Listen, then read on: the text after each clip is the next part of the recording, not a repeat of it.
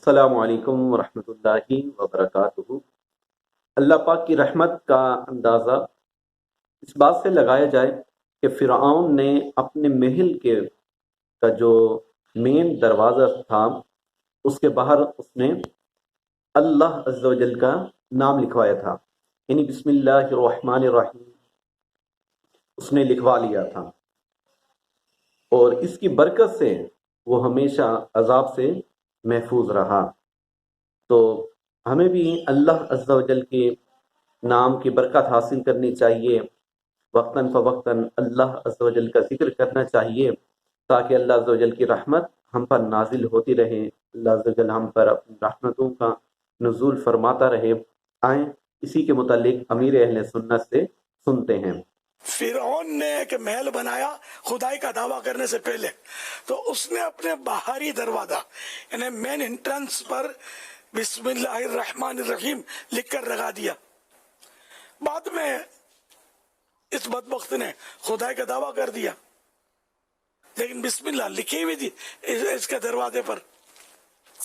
حضرت سیدنا موسیٰ کلیم اللہ علیہ نبینا وعلیہ الصلوۃ والسلام کو نے ان کو نیکی کی دعوت دی، لیکن اس بدبخت نے سرکشی کی، بغاوت کی، اپنی اس کفر سے باز نہ آیا۔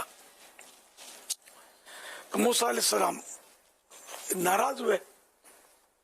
اللہ پاک نے موسیٰ علیہ السلام سے فرمایا کہ تم تو یہ چاہتے ہو کہ اس کا محل جو ہے یہ برباد کر دیا جائے، تم اس کے کفر کو دیکھ رہے ہو فرعون کے، اور میں اپنا نام دیکھ رہا ہوں جو اس نے اپنے دروازے پر لگا کر رکھا ہے۔ بسم اللہ الرحمن الرحیم لکھا ہوا لگا ہونے کی وجہ سے اس کا محل برباد ہونے سے بچا۔ یہ واقعہ امام فخر الدین رازی رحمۃ اللہ علیہ نے تفسیر کبیر جلد اول میں لکھا ہے۔ جیسا کہ ہم نے سنا، امیر اہل سنت نے اس واقعے کی وضاحت فرمائی ہے، تو یہ کافی بڑا واقعہ، اس کی اگر ویڈیو بنائیں تو کوئی 15-20 منٹ سے بھی ساتھ لگ سکتے ہیں۔ اسی طرح ہمیں اپنے اسلاف کے واقعات پر نظر رکھنی چاہیے، ان کی زندگی پر نظر رکھنی چاہیے کہ انہوں نے مشکلات میں، جیسا آج ہمارا جدید دور ہے تو ہم کہتے ہیں یار جو پہلے کسی کا تجربہ ہے سائنسی طور پر یا کسی بھی طرح سے تجربہ ہے، اس سے تجربہ حاصل کر کے ہم کامیاب ہو سکتے ہیں۔ اسی طرح ہمارے بزرگان دین نے بھی اپنی زندگی گزاری ہے، کامیاب رہے ہیں، اللہ سے کی عبادت بھی کی ہے اور کاروبار بھی کیا ہے، دنیا بھی چلائی ہے، آخرت بھی کمائی ہے۔